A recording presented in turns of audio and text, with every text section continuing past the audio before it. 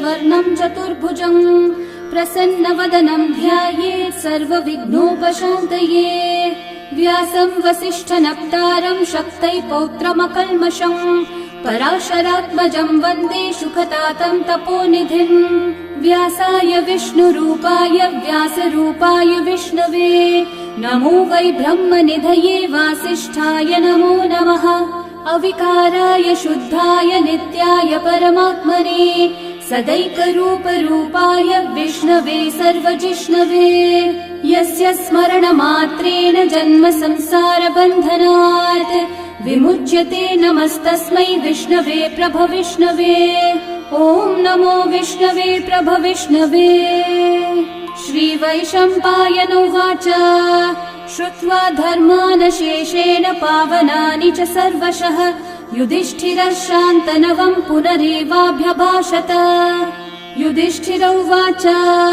किमेकं दैवतं लोके किं वाप्येकं परायणम् स्तुवन्तः कमर्चन्तः प्राप्नुयुर्मानवा शुभम्। को धर्मः सर्वधर्माणां भवतः परमो मतः किं जपन्मुच्यते जन्तुर्जन्म संसारबन्धनात्। श्रीभीष्म उवाच जगत्प्रभुं देवदेवम् अनन्तं पुरुषोत्तमम् स्तुवन्नाम सहस्रेण पुरुषस्तततोत्थितः तमेव चार्चयन् नित्यं भक्त्या पुरुषम् अव्ययम् ध्यायन् स्तुवन्नमस्यं च यजमानस्तमेव च। अनादिनिधनं विष्णुं सर्वलोकमहेश्वरम् लोकाध्यक्षं स्तुवन्नित्यं सर्वदुःखातिगो भवेत्। ब्रह्मण्यं सर्वधर्मज्ञं लोकानां कीर्तिवर्धनम् लोकनाथं महद्भूतं सर्वभूतभवोद्भवम्। एष मे सर्वधर्माणां धर्मोऽधिकतमो मतः यद्भक्त्या पुण्डरीकाक्षं स्तवैरर्चैर्नरः सदा। परमं यो महत्तेजः परमं यो महत्तपः परमं यो महद्ब्रह्म परमं यः परायणम्। पवित्राणां पवित्रं यो मङ्गलानां च मङ्गलम् देवतं देवतानां च भूतानां यो व्ययः पिता यतः सर्वाणि भूतानि भवन्त्यादियुगागमे यस्मिंश्च प्रलयं यान्ति पुनरेव युगक्षये तस्य लोकप्रधानस्य जगन्नाथस्य भूपते विष्णोर्नाम सहस्रं मे शृणु पापभयापहम्। यानि नामानि गौणानि विख्यातानि महात्मनः ऋषिभिः परिगीतानि तानि वक्ष्यामि भूतये। ऋषिर्नाम्नां सहस्रस्य वेदव्यासो महामुनिः छन्दोऽनुष्ठुप् तथा देवो भगवान् देवकीसुतः अमृतांशोद्भवो बीजं शक्तिर्देवकी नन्दनः त्रिसामा हृदयं तस्य शान्त्यर्थे विनियुज्यते। विष्णुं जिष्णुं महाविष्णुं प्रभविष्णुं महेश्वरम् अनेकरूपदैत्यान्तं नमामि पुरुषोत्तमम्। अस्य श्रीविष्णोर्दिव्यसहस्रनाम स्तोत्रमहामन्त्रस्य श्रीवेदव्यासो भगवान् ऋषिः अनुष्ठुप् छन्दः श्रीमहाविष्णुः परमात्मा श्रीमन्नारायणो देवता अमृतांशोद्भवो भानुरिति बीजम् देवकी नन्दनः सृष्टेति शक्तिः उद्भवक्षोभणो देव इति परमो मन्त्रः शङ्ख बृन्नन्दकी चक्रीति कीलकम् शार्ङ्गधन्वा गदाधर इति अस्त्रम् रथाङ्गपाणिरक्षोभ्य इति नेत्रम् त्रिसामा सामगः सामेति कवचम् आनन्दम् परब्रह्मेति योनिः ऋतुः सुदर्शनः काल इति दिग्बन्धः श्रीविश्वरूप इति ध्यानम् श्रीमहाविष्णुः प्रीत्यर्थे सहस्रनाम जपे विनियोगः।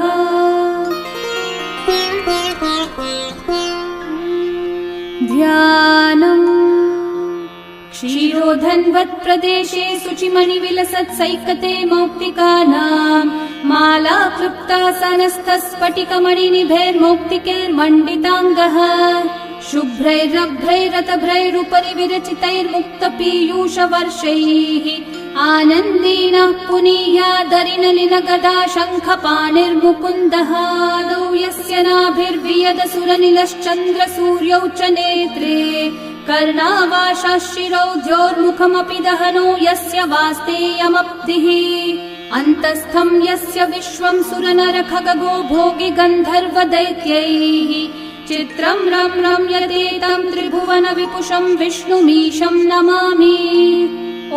नमो भगवते वासुदेवाय। शान्ताकारं भुजगशयनं पद्मनाभं सुरेशं विश्वाधारं गगनसदृशं मेघवर्णं शुभाङ्गम् लक्ष्मीकान्तं कमलनयनं योगिहृद्ध्यानगम्यं वन्दे विष्णुं भवभयहरं सर्वलोकैकनाथम् मेघश्यामं पीतकौशेयवासं श्रीवत्साङ्कं कौस्तुभोद्भासिताङ्गम् पुण्योपेतं पुण्डरीकायताक्षं विष्णुं वन्दे सर्वलोकैकनाथम्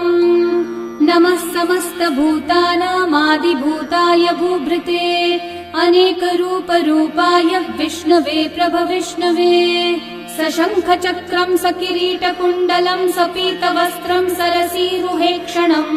सहारवक्षस्थलशोभिकौस्तुभं नमामि विष्णुं शिरसा चतुर्भुजम् छायायां पारिजातस्य हेमसिंहासनोपरि आसीनमम्बुदश्याममायताक्षम् अलङ्कृतम् चन्द्राननं चतुर्बाहुं श्रीवत्साङ्कितवक्षसं रुक्मिणी सत्यभामाभ्यां सहितं कृष्णमाश्रये। ॐ विश्वं विष्णुर्वषट्कारो भूतभव्यभवत्प्रभुः भूतकृद्भूतभृद्भावो भूतात्मा भूतभावनः भूतात्मा परमात्मा च मुक्तानां परमा गतिः अव्ययः पुरुषः साक्षी क्षेत्रज्ञोऽक्षर एव च योगो योगविदां नेता प्रधानः पुरुषेश्वरः नारसिंहः वपुः श्रीमान् केशवः पुरुषोत्तमः सर्वः शर्वः शिवस्थाणोर्भूतादिर्निधिरव्ययः सम्भवो भावनो भर्ता प्रभवः प्रभुरीश्वरः स्वयंभू शम्भुरादित्यः पुष्कराक्षो महास्वनः अनादिनिधनो धाता विधाता धातुरुत्तमः अप्रमेयो ऋषिकेशः पद्मनाभोऽमरः प्रभुः विश्वकर्मा मनुस्त्वष्टा स्थविष्ठस्थविरो ध्रुवः अग्राह्यः शाश्वतः कृष्णो लोहिताक्षः प्रतर्दनः प्रभुतस्त्रिककुब्धामः पवित्रं मङ्गलं परम् ईशानः प्राणदः प्राणो ज्येष्ठः श्रेष्ठः प्रजापतिः हिरण्यगर्भो भूगर्भो माधवो मधुसूदनः ईश्वरो विक्रमी धन्वी मेधावी विक्रमक्रमः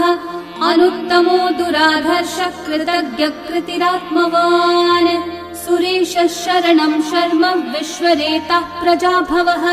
अहः संवत्सरो व्याळः प्रत्ययः सर्वदर्शनः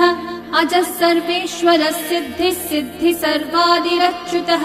वृषा कपिरमेयात्मा सर्वयोगविनिःसृतः वसुर्वसुमना सत्यः समात्मा संवितः समः अमोघः पुण्डरीकाक्षो वृषकर्मा वृषाकृतिः रुद्रो बहुशिरा बभ्रुर्विश्वयोनिः शुचिश्रवाः अमृतः शाश्वतस्थाणोर्वरारोहो महातपाः सर्वगः सर्वविद्भानुः विश्वक्सेनो जनार्दनः वेदो वेदविदव्यङ्गो वेदाङ्गो वेदवित्कविः लोकाध्यक्षः सुराध्यक्षो धर्माध्यक्षः कृताकृतः चतुरात्मा चतुर्व्यूहश्चतुर्दंष्ट्रश्चतुर्भुजः भ्राजिष्णुर्भोजनं भोक्ता सहिष्णुर्जगदादिजः अनघो विजयो जेता विश्वयोनिः पुनर्वसुः उपेन्द्रो वामनः प्रांशुरमोघः शुचिरूर्चितः अतीन्द्रः सङ्ग्रहः सर्गो धृतात्मा नियमो यमः वेद्यो वैद्यः सदा योगी वीरः माधवो मधुः अतीन्द्रियो महामायो महोत्साहो महाबलः महाबुद्धिर्महावीर्यो महाशक्तिर्महाद्युतिः अनिर्देश्य वपुः श्रीमान् अमेयात्मा महाधृतक् महेश्वासो महीभर्ता श्रीनिवासः सतां गतिः अनिरुद्धः सुरानन्दो गोविन्दो गोविदाम्पतिः मरीचिर्दमनोहंसः सुपर्णो भुजगोत्तमः हिरण्यनाभः सुतपः पद्मनाभः प्रजापतिः अमृत्युः सर्वदृक्सिंहः सन्धाता सन्धिमान् स्थिरः अजो दुर्मशनः शास्ता विश्रुतात्मा सुरारिः गुरुर्गुरुतमो धामः सत्यः सत्यः पराक्रमः निमिषो निमिषस्रग्वी वाचस्पतिरुदारधीः अग्रणीर्ग्रामणी श्रीमान् न्यायो नेता समीरणः सहस्रमूर्धा विश्वात्मा सहस्राक्षः सहस्रपात् आवर्तनो निवृत्तात्मा संवृतः सम्प्रमर्दनः अहः समीर्निलो धरणीधरः सुप्रसादः प्रसन्नात्मा विश्वदृग्विश्वभुग्विभुः सत्कर्ता सत्कृतः साधुर्जन्मोर्नारायणो नरः असंख्येयो प्रमेयात्मा विशिष्टः शिष्टकृच्छुचिः सिद्धार्थः सिद्धसङ्कल्पः सिद्धिदः सिद्धिसाधनः वृषाही वृषभो विष्णुर्वृषपर्वा वृषोदरः वर्धनो वर्धमानश्च विविक्तः श्रुतिसागरः सुभुजो दुर्धरो वाग्मी महेन्द्रो वसुदो वसुः नैकरूपो बृहद्रूपः क्षिपिविष्टप्रकाशनः ओजस्तेजोद्युतिधरः प्रकाशात्मा प्रतापनः रिद्धस्पष्टाक्षरो मन्त्रश्चन्द्रांशूर्भास्करद्युतिः अमृतांशूद्भवो भानुः शशबिन्दुः सुरेश्वरः औषधं जगतः सेतुः सत्यधर्मः पराक्रमः भूतभव्यभवन्नाथः पवनः पावनो नलः कामः कामकृत्कान्तः कामः कामप्रदः प्रभुः युगादिकृद्युगावर्तो नैकमायो महाशनः अदृश्यो व्यक्तरूपश्च सहस्रजिदनन्तजित् इष्टो विशिष्टशिष्टेष्ठः शिखण्डी नहुषो वृषः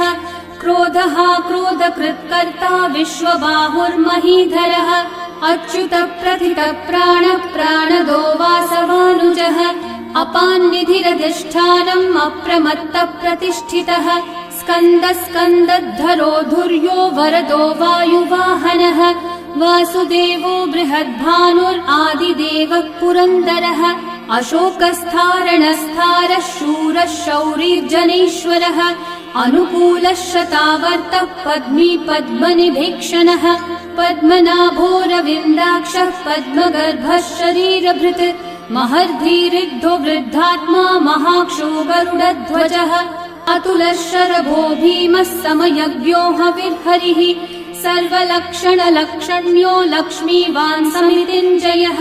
विक्षरो रोहितो मार्गो हेतुर्दामोदरः सहः महीधरो महाभागो वेगवानमिताशनः उद्भवक्षोभणो देवरमेश्वरः करणं कारणं कर्ता विकर्ता गहनो गुहः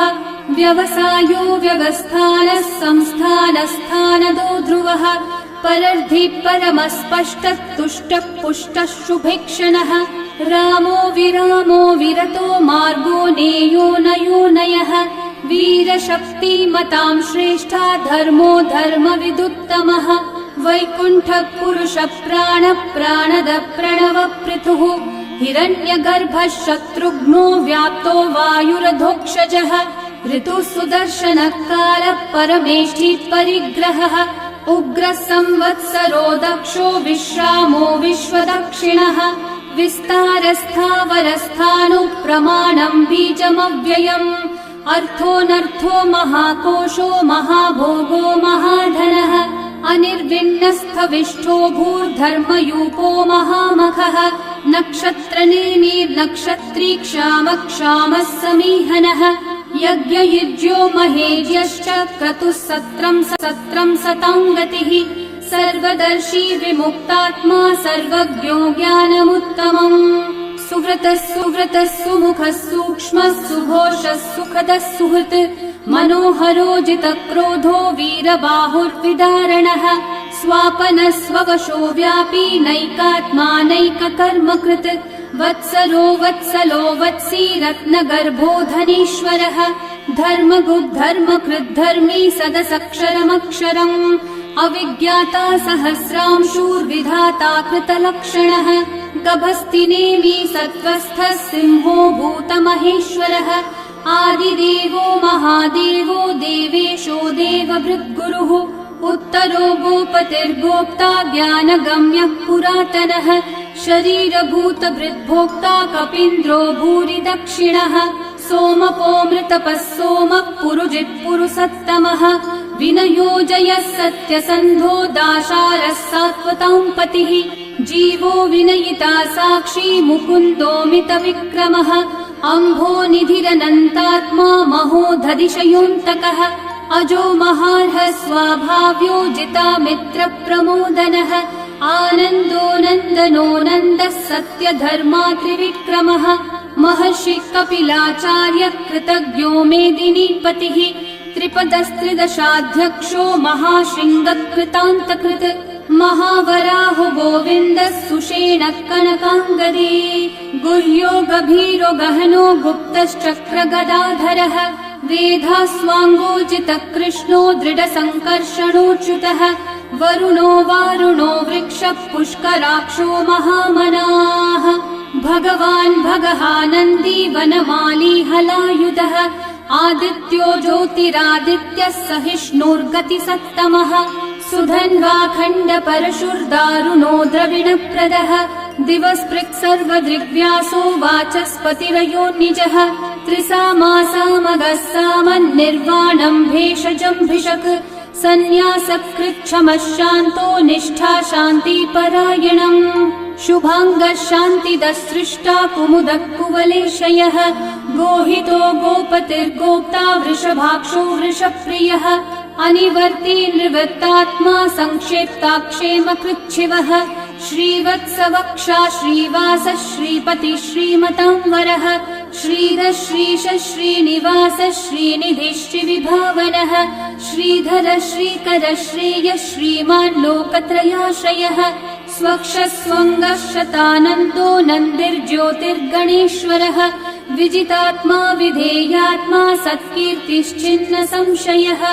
उदीर्णः सर्वतश्चक्षुरनीशः शाश्वतः स्थिरः भूषयो भूषणो भूतिर्विशोकः शोकनाशनः अर्चिष्मान् अर्चितः कुम्भो विशुद्धात्मा विशोधनः अनिरुद्धो प्रतिरथः प्रद्युम्नोमितविक्रमः कालनेमी निहावीरः शौरी शूरजनेश्वरः त्रिलोकात्मा त्रिलोकेशः केशवः केशिहा हरिः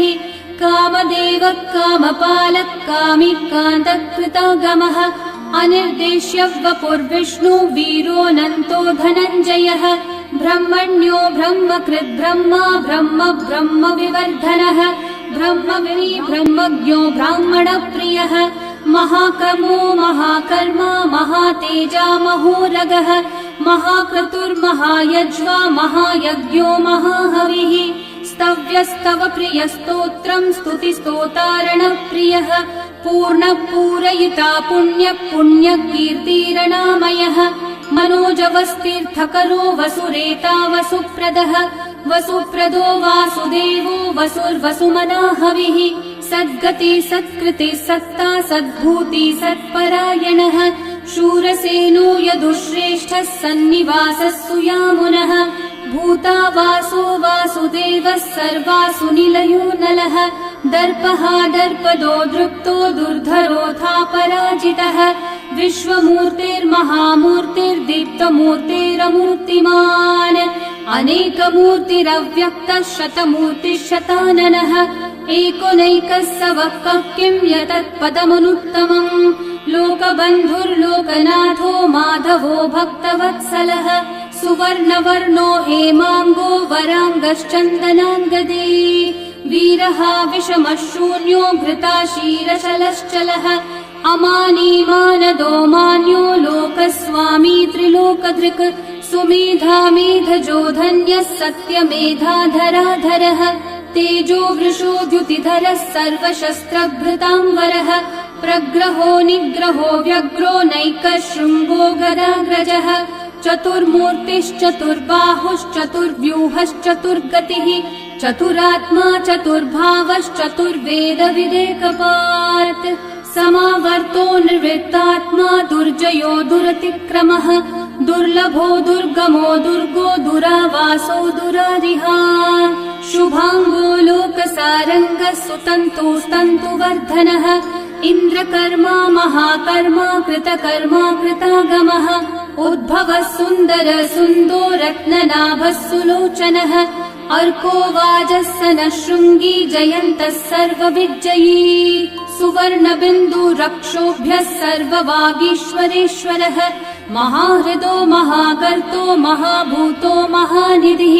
कुमुदः कुन्दरः कुन्दः पर्जन्यः पावनो निलः अमृताशोऽमृतवपुः सर्वज्ञः सर्वतोमुखः सुलभः सुव्रतः सिद्धः शत्रुजिच्छत्रुतापनः न्यग्रोधोदम्बरोऽश्वत्थः चाणूर्रान्ध्रनिषूदनः सहस्रार्चिः सप्तजिह्वा सप्तैधा सप्तवाहनः अमूर्तिरनघोचिन्त्यो भयकृद्भयनाशनः अनुर्बृहत्कृशस्थूलो गुणभृन्निर्गुणो महान् अधृतः स्वधृतः स्वास्य प्राग्वंशो वंशवर्धनः भारभृत्कथितो योगी योगीशः सर्वकामदः आश्रमः श्रमणः श्रामः सुपर्णो वायुवाहनः धनुर्धरो धनुर्वेदो दण्डो दमयिता दमः अपराजितः सर्वसहो नियन्ता नियमो यमः सत्त्ववान् सात्विकः सत्यः सत्यधर्मपरायणः अभिप्राय प्रियार्होर्ह प्रियकृत्प्रीतिवर्धनः विहाय स गतिर्ज्योतिः सुरचिर्हुतभुक् विभुः रविर्विरोचनः सूर्यः सविता रविलोचनः अनन्तो हुतभुग्भोक्ता सुखदो नैकजोऽग्रजः अनिर्विण्णः सदा मर्षि लोकाधिष्ठानमद्भुतः सनात् सनातनतमः कपिलः कपिरव्ययः स्वस्तिदः स्वस्तिकृत् स्वस्ति स्वस्ति भुक् स्वस्ति दक्षिणः अरौद्रः कुण्डली चक्री विक्रम यूर्जितशासनः शब्दातिगः शब्दसः शिशिरः शर्वरीकरः अक्रूरः पेशलो दक्षो दक्षिणः क्षमिनाम्बरः विद्वत्तमो वीतभयः पुण्यश्रवणकीर्तनः उत्तारणो दुष्कृतिः पुण्यो दुःस्वप्ननाशनः वीरः रक्षणः सन्तो जीवनः पर्यवस्थितः अनन्तरूपोऽनन्तः श्रीर्जितमन्युर्भयापहः चतुर्रश्रो गभीरात्मा विदिशो व्यादिशो दिशः अनादिर्भूर्भुवो लक्ष्मी सुवीरो रुचिराङ्गदः जननो जनजन्मादि भीमो भीमपराक्रमः आधारनिलयो धाता पुष्पहास प्रजागरः ऊर्ध्वगः सत्पथाचारः प्राणदः प्रणवपणः प्रमाणम् प्राणनिलयम् प्राणभृत् प्राणजीवनः तत्त्वम् तत्त्वविदेकात्मा जन्म मृत्युजरातिगः भूर्भुवः स्वस्तरुस्तारः सविता प्रपितामहः यज्ञो यज्ञपतिर्यज्वा यज्ञाङ्गो यज्ञवाहनः यज्ञभृद्यज्ञभृद्यज्ञी यज्ञभुग्यज्ञसाधनः यज्ञातकृद्यज्ञगुह्यामन्नमन्नादयेव च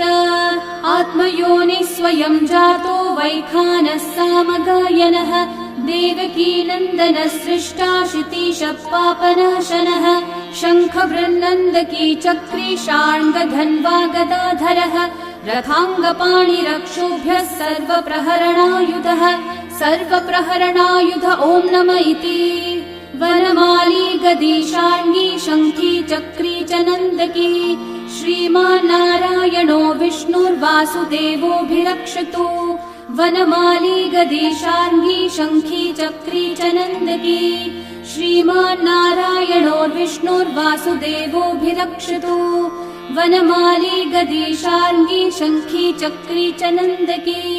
श्रीमान्नारायणो विष्णुर्वासुदेवोऽभिरक्षतु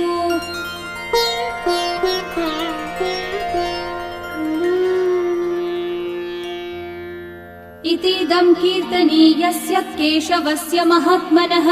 नाम्नां सहस्रं दिव्यानाम् अशेषेण प्रकीर्तितम् य इदं शृणुयान्नित्यं यश्चापि परिकीर्तयेत् न शुभं प्राप्नुयात् किञ्चित् सोमुत्रेह च मानवः